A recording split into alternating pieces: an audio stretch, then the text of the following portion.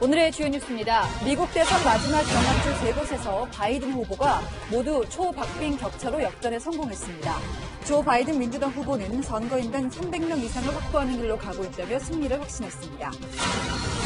추미애 법무장관이 검찰의 특수활동비 내역 조사를 지시하자 더불어민주당은 철저한 조사를 촉구했습니다. 국민의힘은 윤석열 검찰총장 찍어내기라고 비판했습니다. 부산의 한 어린이 보호구역에서 오토바이가 초등학생을 치는 사고가 났습니다. 제한속도가 시속 50km였던 스쿨존이었는데 민식이법이 시행된 뒤에도 제한속도가 제각각이어서 혼란이 계속되고 있습니다. 집값이 급등하면서 부동산 중개 수수료까지 크게 올라 부담이 커지고 있습니다. 반값 중개료를 앞세운 업체들이 등장하고 있는 현장 다녀왔습니다. 대법원이 살인범 고유정에 대해서 무기징역을 확정하는 것을 두고 논란이 일고 있습니다. 흉악범에게도 가석방 가능성을 열어놨다는 건데 사건을 보다 해서 자세히 짚어보겠습니다. 뉴스의 조수빈입니다. 미국 대선 개표 소식으로 시작하겠습니다. 민주당 조 바이든 후보 아직 승리 선언은 내놓지 않았습니다. 하지만 사실상 당선인이 내놓을 만한 메시지를 미국인들에게 전하기 시작했습니다.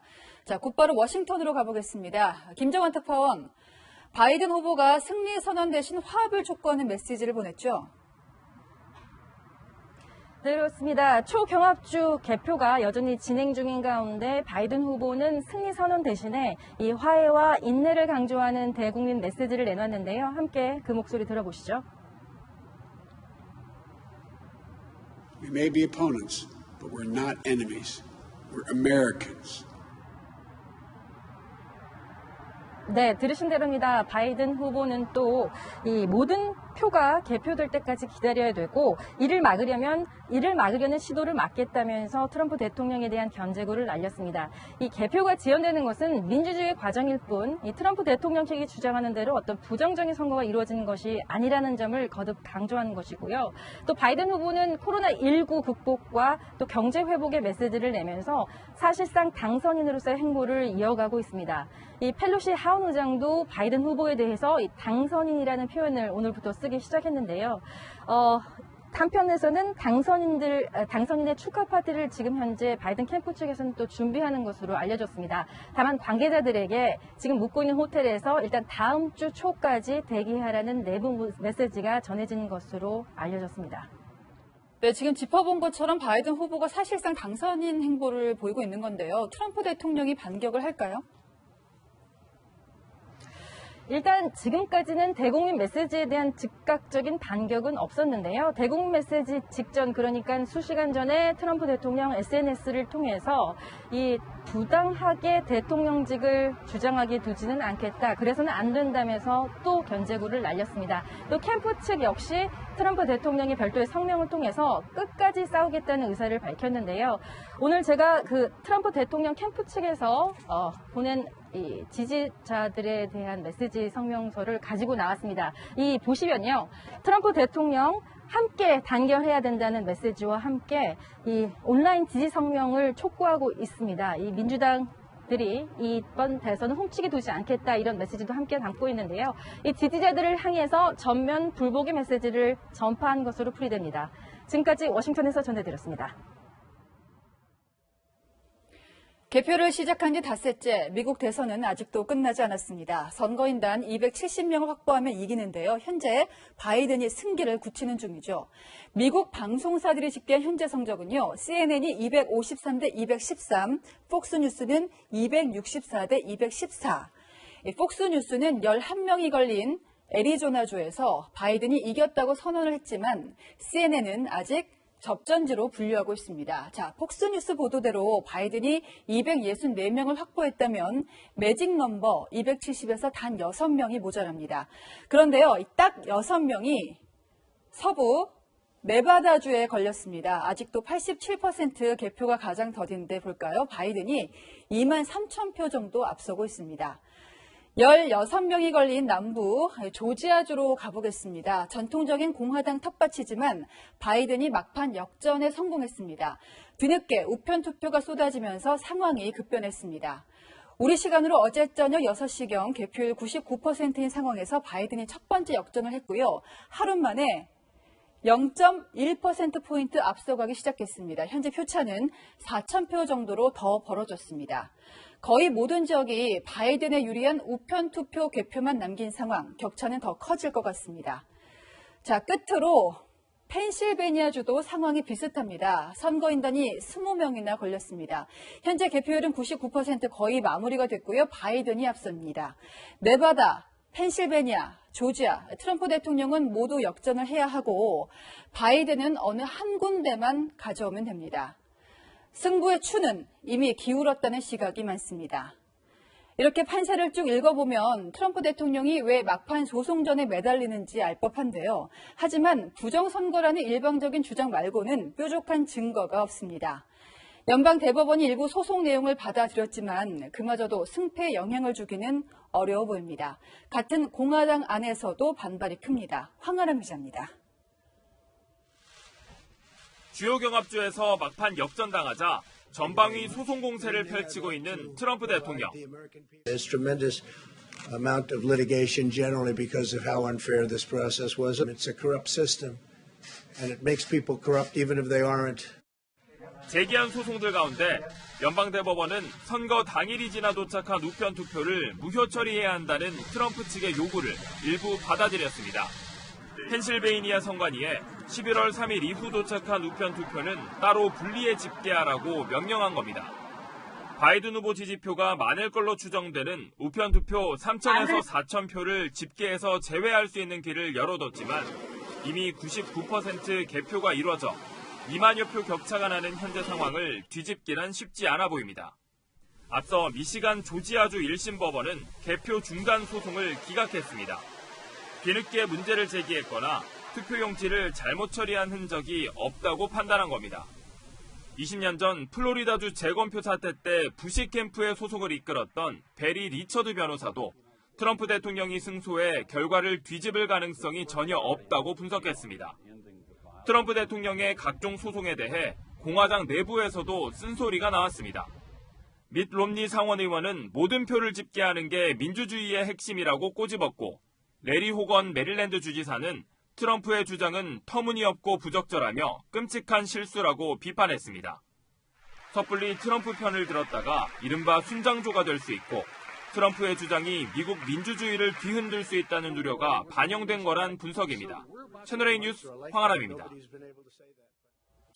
네, 트럼프 지지자들은 투표소 앞에 무릎을 꿇고 기도하고 바이든 지지자들은 축제를 시작했습니다. 완전히 분열된 미국 현지 표정을 이다혜 기자가 전합니다. 개표소 내부를 볼 수 있는 유리창 앞에 손을 대고 기도를 하고 빨간 모자를 쓴 여성들은 무릎을 꿇고 앉았습니다. 새벽 시간까지 한자리에서 두 손을 모은 채 간절히 기도하는 지지자들. Get rid of any evil that is in any election, voter, location. God, we are simply asking for a fair and honest election.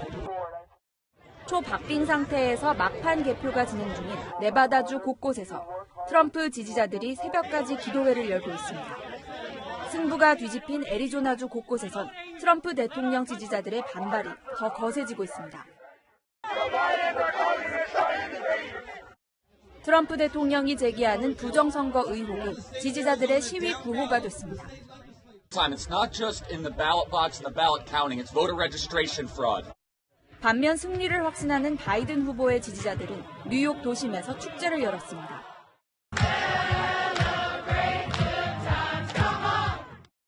양측 극성 지지자들이 대치를 이루는 곳에는 아찔한 상황이 펼쳐졌습니다. 플로리다주 시위 행렬에 서 있던 트럼프 지지자 2명이 비비총에 맞아 다치기도 했습니다. And I felt like I had been hit in the head with a rock, and when I touched my forehead, it was just gushing. And they shot one of the other ladies in the shoulder, and they just kept going. 현지 매체들은 성난 시위대의 공격으로 신변을 위협받는 일부 선거관리 직원들의 고충도 이어지고 있다고 전했습니다. 채널A 뉴스 이다혜입니다.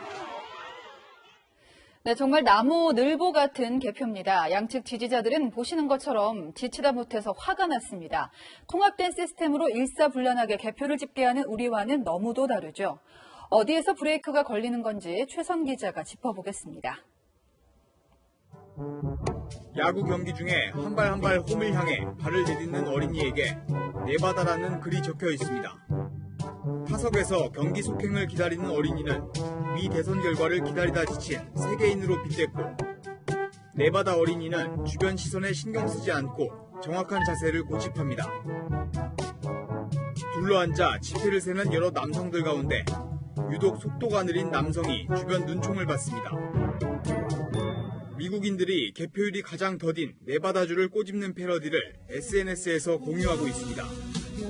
닷새째 개표를 하고 있지만 여전히 80%대에 머물고 있는 네바다주. 집계 못한 용지는 12만 장이 넘습니다. 용지에 적혀있는 서명이 사전에 등록한 서명과 일치하는지를 하나씩 확인하기 때문입니다. 무효 판정 대상으로 분류됐다고 연락받은 유권자는 개표소를 직접 찾아 본인임을 확인해야 합니다. I just feel bad for all of those that went and spent the time to vote or even early vote like I did, and that's very upsetting. 조지아주에서도 명단 하나하나를 자원봉사자들이 확인합니다. 사전 우편 투표를 신청해놓고 당일 투표장에도 나타난 유권자를 포함해 명부에 없는데 일단 한 표를 행사한 잠정 투표수가 14,000여 표에 달하기 때문입니다. 군인이나 해외 부재자 투표도 8,000표가 넘습니다. Hi, is this Leslie? Hi, my name is Kristen. I'm a volunteer with the Georgia Democrats, and we're just trying to make sure that everybody's votes are counted, and your absentee ballot was apparently rejected. 잠정 투표와 우편 투표를 합쳐 20만 표 이상이 유효한지 확인해야 하는 펜실베이니아주는 오는 10일까지 검증을 마치겠다고 발표했습니다. 채널A 뉴스 최선입니다. 특수활동비, 이른바 특활비는 기밀 유지가 생명인 첩보활동, 정보활동, 또 수사 같은 은밀한 활동에 쓰는 돈입니다. 그래서 예산안에도 총액 얼마다 뭉뚱그려서 공개되는 게 전부고요. 어디에 얼마를 쓰는지는 공개하지 않습니다. 검찰청도 이런 특활비를 매년 법무부에서 타쓰고요. 세부 용처는 검찰총장이 정해왔습니다. 그런데 이 특활비가 추미애 장관과 윤석열 총장 간의 새 도화선이 되고 있습니다. 윤 총장이 특활비를 어디에 썼는지 조사하라, 추 장관이 대검 감찰부에 지시한 건데요. 사실상 검찰 수사 전반을 압박하는 거라는 분석이 나옵니다. 최주연 기자입니다. 추미애 법무부 장관이 대검 감찰부에 지시한 내용은 두 가지. 지난해와 올해 검찰총장 특활비가 검찰청과 대검 부서별로 얼마나 배정됐는지, 특정 검사 부서에 한 번에 500만 원 이상 지급된 게 있는지 파악하라는 겁니다. 검찰 관련 특활비는 올해 94억 원이 책정됐고 내년 예산으로 84억 원이 제출된 상황입니다. 추 장관이 검찰 특활비를 공개 지적한 지 하루 만에 나온 지시입니다. 총장 주머니 돈처럼 아마 그렇게 검찰총장이 임의로 이렇게 집행을 하는 거죠. 이에 대해 대검은 절차에 따라 특활비를 집행했고 근거들이 있다며 문제 없다는 반응입니다. 검찰 안팎에선 추 장관이 지시를 내린 데 대한 비판의 목소리가 나옵니다. 대검 내부에선 특활비는 수사상 정보 취득, 기밀 유지를 위해 쓰인다며 장관이 총장을 거치지 않고 대검에 직접 감찰을 지시한 권한 남용이라는 지적이 나옵니다. 윤 총장이 지휘하는 수사를 압박하기 위한 목적이라는 해석도 나옵니다. 현 정권 의혹을 겨냥한 전현직 수사팀들이 받은 특활비가 조사 대상이 될 거라는 겁니다. 특히 윤 총장이 대전지검 방문 당시 월성 1호기 의혹 사건 수사팀에 특활비를 썼는지 확인하려는 것 아니냐는 관측도 나옵니다. 채널A 뉴스 최주연입니다. 네, 보신 것처럼 윤석열 총장의 특수활동비, 그 공방은 추미애 장관이 쏘아 올렸고 정치권으로 옮겨 붙었습니다. 이번엔 장하연 기자입니다. 더불어민주당은 윤석열 검찰총장의 특수활동비 사용 내역을 철저히 조사하라며 윤 총장을 압박했습니다.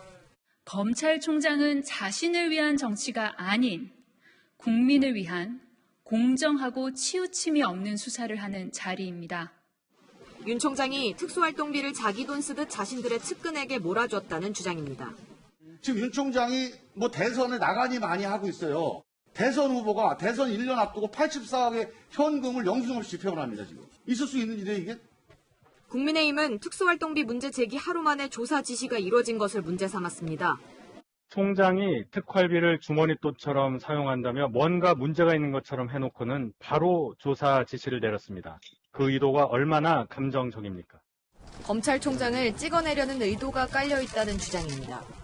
이제 특수활동비를 윤석열의 대선 선거운동 자금으로 쓸 수도 있다. 이제 이렇게까지 비약이 되는데요. 추 장관의 조사 지시와는 별도로 국회 법제사법위원 소속 여야 의원들은 모레 대검찰청을 찾아 부서별 특활비 지급 배정 내역을 점검합니다. 채널A 뉴스 장하연입니다. 친문 적자라고 불리는 김경수 경남도지사. 2심 판결에서도 징역 2년 실형이 나오면서 민주당 당원 게시판이 들끓고 있습니다.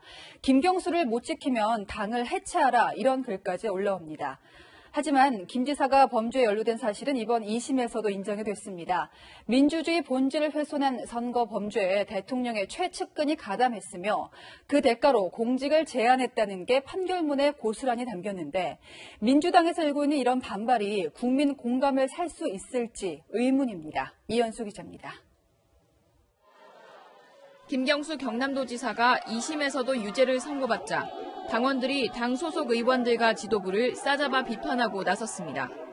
당원 게시판에 김경수 지사나 조국 전 장관도 못 지켜낼 수준이면 차라리 당을 해체하는 게 양심적이겠다.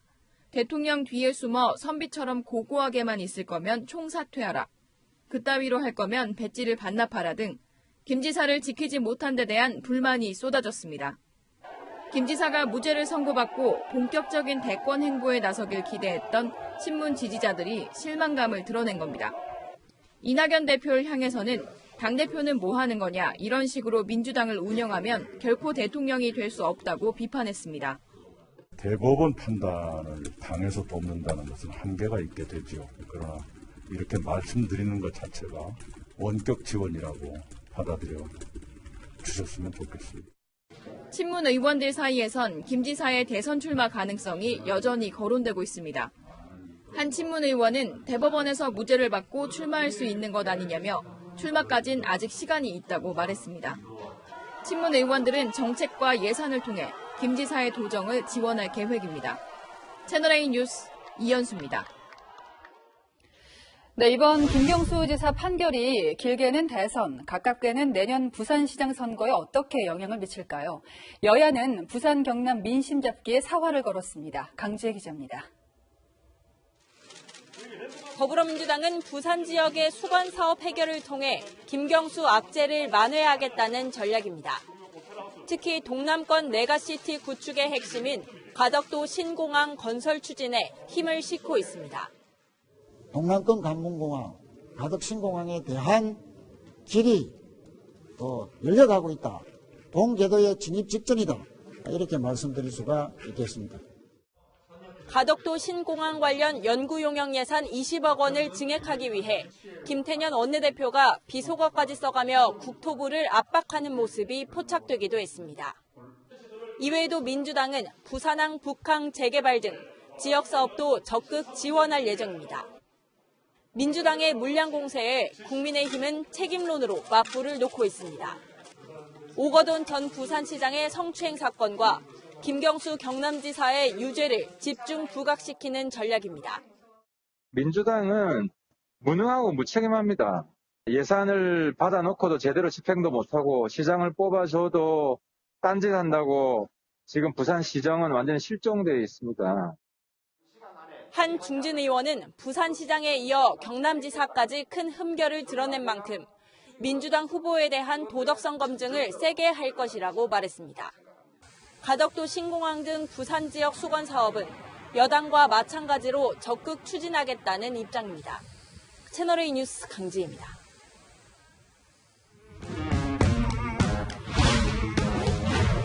여랑여랑 시작합니다. 정치부 이민찬 기자 나왔습니다. 첫 번째 주제는요. 자, 지금 선거철도 아닌데 갑자기 정치 자금이 논란이 되고 있어요. 네, 윤석열 검찰총장 얘기입니다. 네, 앞서도 보도를 했습니다만 윤 총장의 특수활동비를 두고 추 장관과 여권이 문제를 삼고 있죠. 네, 더불어민주당은 윤 총장이 검찰에 배정되는 특수활동비를 정치 자금으로 쓰고 있다, 이렇게 공세를 펴고 있습니다. 검찰 안팎에서 특수활동비 배정을 검찰총장이 마음대로 한다. 주머니 돈, 쌈짓돈이 아닌데 저는 이거 도저히 믿고 싶지 않지만은 어쨌든 그런 말이 지금 돌고 있습니다. 그런데 이 대검 예산이라는 게 법무부에서 내려오는 거잖아요. 네. 이런 일이 가능합니까? 특활비 집행 구조를 보면요. 가능한지 안 한지 짐작이 가능할 것 같은데요. 네. 국회에서 특수활동비 예산이 확정되면 법무부가 검찰국을 통해 이 돈을 대검찰청으로 보내는데요. 대검은 이 가운데 일부를 월별, 분기별 계획에 따라 일선 고검과 지검으로 보냅니다. 네. 남은 특활비는 수사 상황 등에 따라서 검찰총장이 별도로 집행합니다. 자, 검찰총장이 별도 집행한 이 돈, 네. 이 특활비가 지금 쟁점이 되고 있는 거죠? 맞습니다. 추장관과 민주당은 별도 집행하는 특활비를 여권 인사 관련 수사팀에 몰아주고 있다. 이렇게 생각하고 있는 것 같습니다. 중앙지검에는 특활비를 내려보내지 않아서 수사팀이 굉장히 고충을 겪고 있다 하는 일선의 얘기가 들리고 있습니다.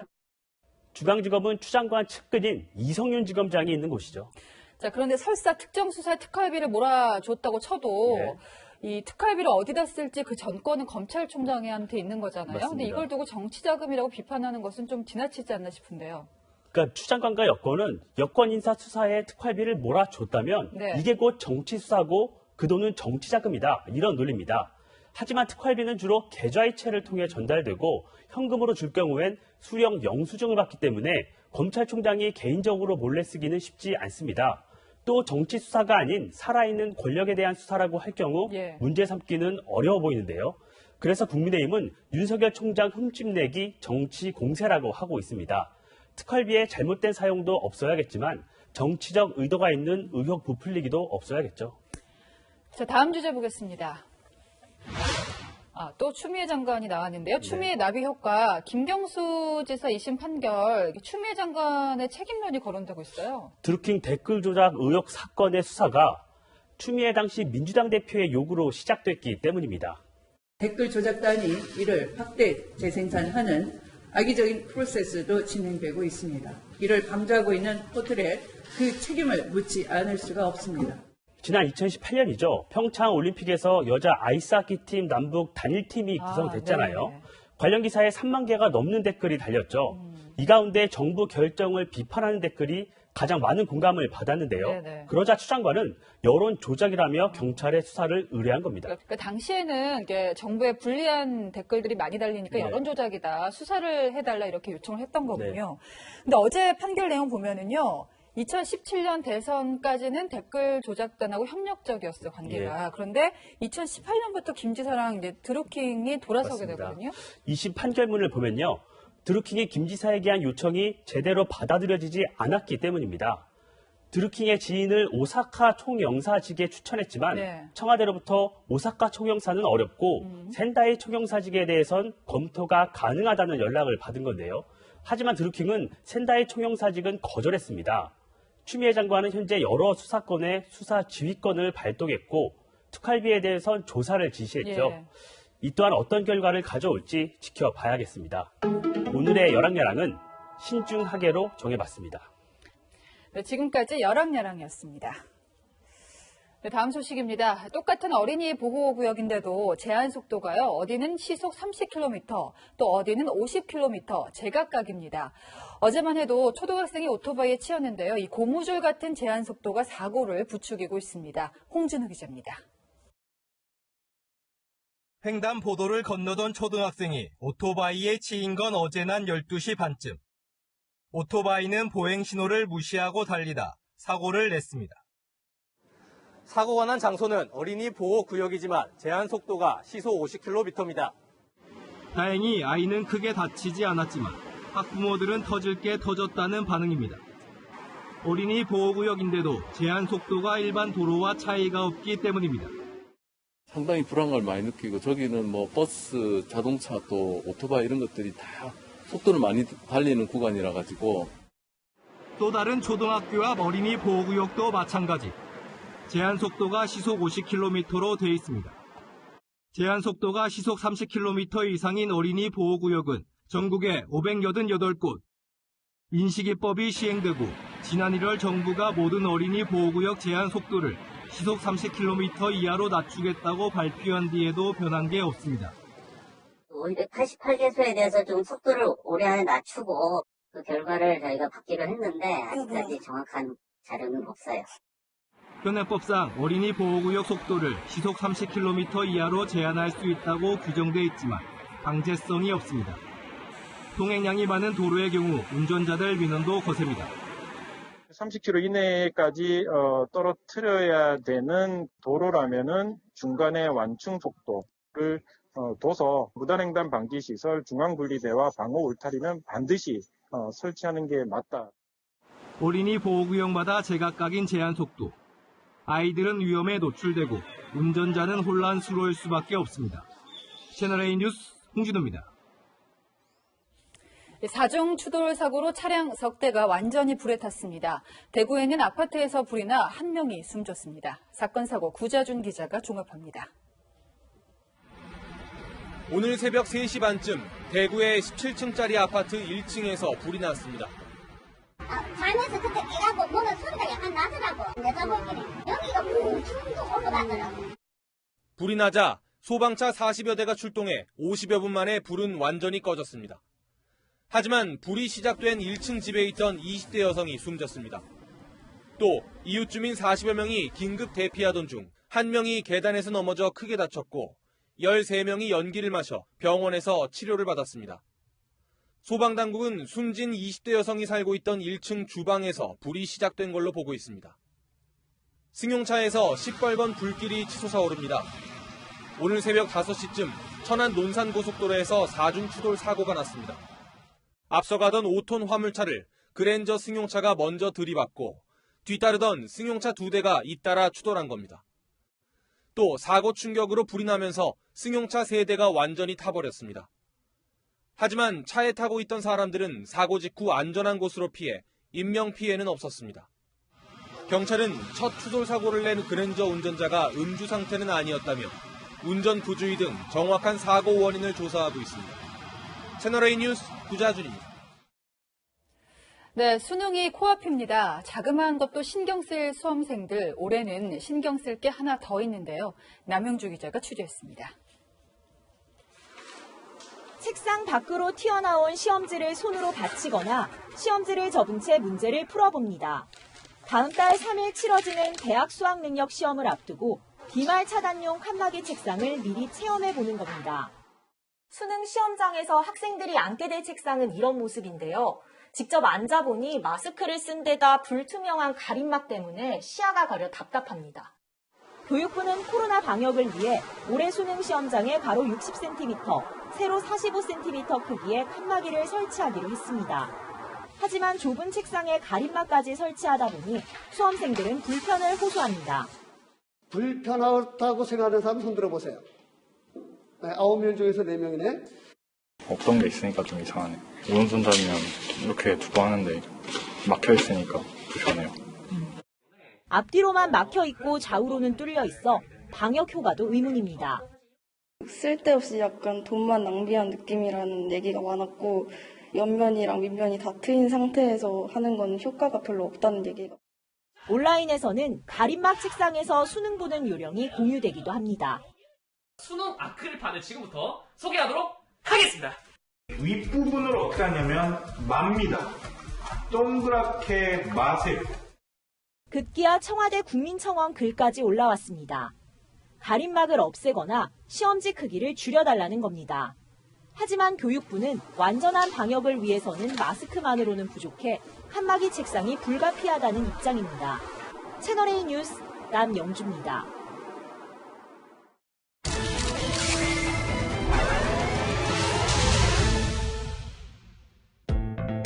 지난 5일 전 남편과 의붓아들을 살해한 혐의로 재판을 받아온 고유정에 대해 대법원이 무기징역을 확정했습니다. 고유정 외에도 부녀자 2명을 살해한 최신종과 인제에서 벌어진 묻지마 살인 사건을 비롯해서 유독 이번 주에 무기징역 선고가 많았는데요. 무기징역 말 그대로라면 이 살인범들은 생을 마감할 때까지 감옥에 있어야 합니다. 하지만 일정 조건을 갖추면 고유정 같은 살인범도 사회로 돌아올 수 있다는 사실 아셨습니까? 형기 20년을 채우면 가석방 신청이 가능합니다. 하객 때문에 조급식 받았습니다. 그런 적 없는데. 좋은 전문가 써서 몇십 년 살다가 가석방 되잖아. 그럼 저희 앞으로 지금 있어야 됩니다. 네, 최석호 기자 먼저 고유정 사례를 짚어보겠습니다. 지난 목요일에 대법원 판결이 나왔는데요. 이제 무기징역이 확정이 됐습니다. 사형이 아니고 무기징역이라는 거 유족들은 납득할 수 없다고 토로하고 있는데요. 재판부가 이렇게 판단한 이유는 뭘까요? 예, 당초 검찰은 전 남편과 의붓아들을 살해한 혐의로 고유정을 재판에 넘겼었습니다.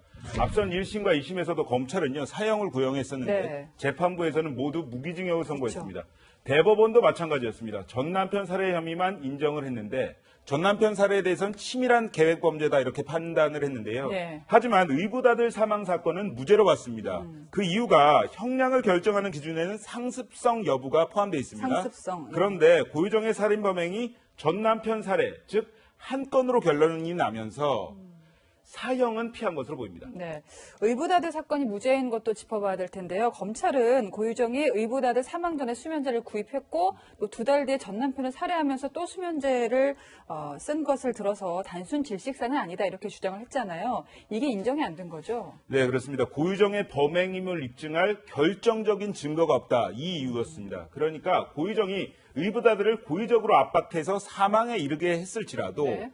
함께 잠을 자던 친아빠의 다리에 눌려서 숨졌을 가능성, 이것도 배제할 수 없다는 이야기입니다. 사실 의붓아들은 이미 화장이 됐고요. 사건의 증거라고 하는 게 부검 내용, 그리고 사망 당시 현장 사진 정도였습니다. 네. 추가 물증 확보에 실패했던 건데 이와 관련해서 재판부는 아무리 많은 정황과 간접적인 증거들이 고유정을 범인으로 가리키고 있다고 하더라도 네네. 고유정이 범인이 아닐 가능성이 조금이라도 있다면 유죄로 인정할 수 없다 이렇게 이야기를 했습니다. 결정적인 증거가 없는 상황의 경우에 무죄 추정 원칙이 적용되기 때문입니다. 네. 자, 무기징역이 내려지면 가석방될 가능성이 있는 거죠? 네, 그렇습니다. 사형과 무기징역 다른 점이 결정적 차이점이 있습니다. 석방 가능성입니다. 석방 가능성. 형이 확정된 사형수 같은 경우에는 네. 가석방, 조기 석방이 불가능합니다. 하지만 고유정 같은 무기수의 경우에 20년 이상 복역을 한다면 네. 가석방 심사 대상이 될 수가 있습니다. 가석방 제도 물론 그 범죄자들의 교화와 갱생을 위해서 상당히 필요한 제도입니다. 네. 하지만 고유정 같은 살인범도 20년 후엔 그 대상이 될 수 있다는 점, 이 점 때문에 논란이 되고 있습니다. 중학생 딸의 친구를 성추행한 뒤에 살해한 어금니 아빠 이영학의 경우에도 네. 무기징역이 확정이 됐었잖아요.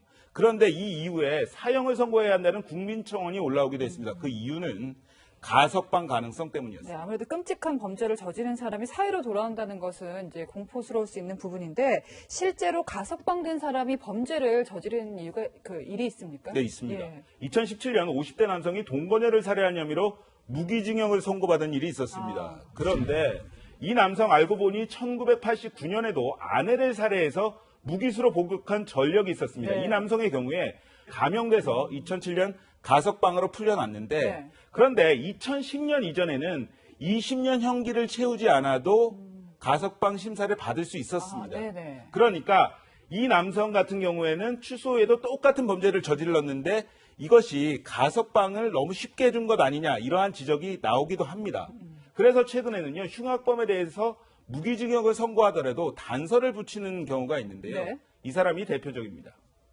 이번 사건은 흉악범이 양아치를 죽인 사건입니다. 아무리 생각해도 상대방이 죽을지도 모릅니다. 반성하고 있지 않습니다. 네, 1심 법원은 무기징역을 선고하면서 이 장대호에게 가석방을 허용해서는 안 된다는 당부를 판결문에 덧붙였고요. 네. 최근 이제 무기징역 판결이 내려진 최신종 여성 네. 2명을 살해한 사람이죠. 무기징역을 내리면서 30년 위치 추적 장치를 부착하라 이렇게 명령하기도 했습니다. 네, 사건을 보다 최석호 기자였습니다.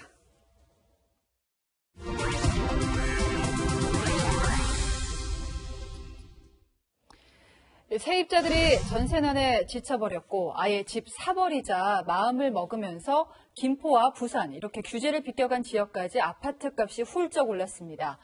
홍남기 부총리 입으로 특별한 대책이 없음을 바로 어제 인정해놓고도 정부는 또 몇 번째 규제책을 만지작거리고 있습니다. 황규락 기자입니다. 지난 2018년 입주를 시작한 김포 풍무동의 아파트. 84제곱미터 기준으로 5억 원대를 유지하던 매매가가 지난 6월부터 갑자기 오르더니 지난달 7억 5천만 원을 찍었습니다. 6.17 부동산 대책으로 수도권 대부분이 규제 지역으로 묶이면서 규제를 피한 김포 집값이 뛰기 시작한 겁니다. 조정구역도 아니고 비조정구역이다 보니까 오르기도 많이 올랐어요. 문의 주시는 분들은 그래도 한 10팀 이상은 준다고 하죠. 서울의 전세 난민까지 몰리며 김포 아파트값은 지난 일주일 사이 1.94% 폭등해 역대 최고 상승률을 보였습니다. 대출 규제가 까다롭지 않고 취득세 등 세금 부담도 덜해 다른 비규제 지역도 매매 수요가 몰리긴 마찬가지입니다. 부산 해운대구는 지난해 11월 규제가 해제되면서 최근 3개월간 집값이 4.94%나 올랐습니다. 세종과 인접한 공주와 천안도 높은 상승률을 보였습니다. 정부는 뒤늦게 규제 지역 지정을 검토하고 나섰지만 집값이 뛰고 난 뒤 규제하는 방식으로는 집값 상승을 막을 수 없다는 지적이 나옵니다. 풍선 효과, 확산 효과가 전국적으로 나타나고 있기 때문에 재건축, 재개발 등 공급을 확대하고 규제 지역을 광역시도로 폭넓게 지정할 필요가 있습니다. 서울 아파트 전셋값은 71주째 올랐습니다. 정부가 한 달 가까이 전세 대책을 내놓지 못하면서 전세난은 전국으로 확대되고 있고 집값마저 밀어올리고 있습니다. 채널A 뉴스 홍규락입니다. 네, 부동산 중개 수수료도 덩달아 뛰었죠. 지금부터 20년 전 수수료율을 처음 정하고 가장 최근에 개편한 게 2015년이었습니다. 그때 고가주택 기준을 6억 원에서 9억 원으로 조정을 했습니다. 9억짜리 집을 사면 중개료로 최대 810만 원이 나갑니다. 5년 전에 9억 원은 비싼 집이었지만 지금은 어디 그런가요? 서울 아파트의 절반이 9억 원을 넘는데 말입니다. 박정석 기자입니다. 서울 강서구의 2,600세대 아파트. 1년 새 매매가가 3억 원 가까이 오르며 부동산 중개 수수료도 덩달아 뛰었습니다. 이번 달 이 아파트의 전용 면적 85제곱미터가 13억 원에 가깝게 거래됐습니다. 인근 부동산 중개업소를 이용할 때 최고요율을 적용하게 되면 부동산 중개 수수료만 1,000만 원을 넘게 내야 합니다. 부동산 중개 수수료는 거래 금액에 따라 달리 매겨집니다. 6억 원 이상 9억 원 미만은 최대 0.5%, 9억 원 이상은 최대 0.9% 이내에서 중개인과 의뢰인이 협의해 요율을 결정하는 구조. 최근 수도권 집값이 크게 오른 만큼 부동산 중개 수수료도 따라 오르자 서비스 질에 비해 수수료가 비싸고 아깝다는 불만들이 쏟아졌습니다. 이런 가운데 중개 수수료를 반값만 받는 중개업체들이 등장했습니다. 실수요자들의 반응은 좋지만 기존 지역 중개업자들의 견제를 받기도 했습니다. 처음에는 뭐 전화상으로도 막 좀 항의 전화도 많이 받고 어떤 욕설도 좀 듣고요. 혼자서 잘 먹고 잘 살겠다는 게 아니고요. 이 강서구 또 넓게 봐선 서울 전역에 이 부동산 지금까지 어떤 문화를 좀 바꿔보고 싶습니다. 기존 지역 부동산들의 이른바 가두리 영업이 심했던 인천 서구 청라동에서는 주민들이 직접 나서서 반값 중개업소를 차렸습니다. 반값으로 책정을 해서 주민들과 수수료에 대한 분쟁은 지금까지 단 한 건도 없었다. 중개업뿐만 아니라 좀 더 포괄적으로 세무, 법률까지도 서비스를 할 수 있도록. 실제로 올해 상반기 접수된 부동산 관련 상담 사례 중 중개 수수료 문제가 1위를 차지했습니다. 기존 공인중개업계도 할 말은 있습니다. 가격은 전반적으로 올랐지만 거래량이 많이 줄어들어 수익성이 오히려 떨어졌다는 겁니다. 해외에 비해 중개 수수료가 낮은 편이라는 주장도 있습니다. 집을 사고 파는 실수요자들의 불만과 중개업계 내부의 갈등을 해소할 묘책이 필요한 가운데 정부도 대책 마련에 고심 중인 상황. 결국 국민권익위원회가 중개보수의 적정 요율에 대한 시민 의견을 수렴하기로 결정했습니다. 채널A 뉴스 박정서입니다. 남자 프로배구에서는 아프리카 선수들이 팀의 승패를 갈랐습니다. 말리와 우간다, 누가 승리했을까요? 사공성근 기자입니다. 이번 시즌 아직 패배가 없는 KB. 지난 4연승 기간 동안 아프리카 특급 케이타는 경기당 40점을 득점했습니다. 오늘도 높은 타점에서 강한 스파이크를 날리며 팀 공격을 이끌었습니다. 그렇게 파워는 넘치지 않거든요. 그렇지만 타점이 좋기 때문에 거의 블로킹 위쪽에서 들어오는 이런 상황이기 때문에 딜구하기가 쉽지 않다는 거죠. 케이타는 타이밍이 맞지 않는 공은 외발 스파이크로 때려냈고 강한 서브로 상대 수비를 무용지물로 만들었습니다. 득점 때마다 자신감 넘치는 세레머니도 빠지지 않았습니다. 아프리카 선배 현대캐피탈의 다우디도 만만치 않았습니다. 다우디는 60%가 넘는 높은 공격 성공률을 가져갔고 수비에서는 직접 케이타를 막아내기도 했습니다. 5세트 듀스 접전까지 이어지는 명승부 끝에 케이타가 다우디 공격을 막아내며 팀을 개막 5연승으로 이끌었습니다. 양팀의 외국인 선수는 각각 40점, 34점을 기록하며 아프리카 특급의 진면모를 보였습니다. 이런 각도에서 공이 들어오기 농구 코트에서도 외국인 선수들의 활약이 뜨거웠습니다. 삼성 에이스가 블록으로 상대 공격을 막아냈고 바로 속공 기회가 찾아옵니다. 그러자 전자랜드의 탐슨도 질세라 강력한 블록으로 속공을 저지합니다. 픽스가 공격에서 분전했지만 리그 1위 전자랜드는 경기 막판 집중력을 보이며 삼성의 4연승을 저지했습니다. 채널A 뉴스 사공성근입니다. 절기상 입동인 오늘 추위 대신 미세먼지가 기승을 부렸습니다. 중국발 스모그와 함께 황사까지 유입되면서 종일 뿌연 하늘이 이어진 건데요. 이 먼지는 내일 오후부터 차츰 해소될 것으로 예상됩니다. 한편 오늘 밤사이 차가운 북서풍이 불어오면서 날이 다시 추워지겠습니다. 내일 아침 서울은 6도로 오늘보다 7도 이상 더 떨어지고요. 한낮에는 대부분 지역이 10도 안팎에 머물면서 종일 쌀쌀하겠습니다. 월요일인 모레 출근길에는 0도 안팎의 초겨울 추위가 예상되는 만큼 추위 대비 단단히 해주시기 바랍니다. 동해안 지역에는 며칠째 건조특보가 이어지고 있는 가운데 오늘 강원 영동에는 강풍특보까지 추가됐습니다. 이렇게 건조하고 바람이 강한 날씨에는 작은 불씨도 크게 번질 수 있고 또 진화도 굉장히 어렵습니다. 화재 예방에 각별히 주의해 주셔야겠습니다. 날씨였습니다. 네, 시청해 주신 여러분 고맙습니다. 내일도 뉴스입니다.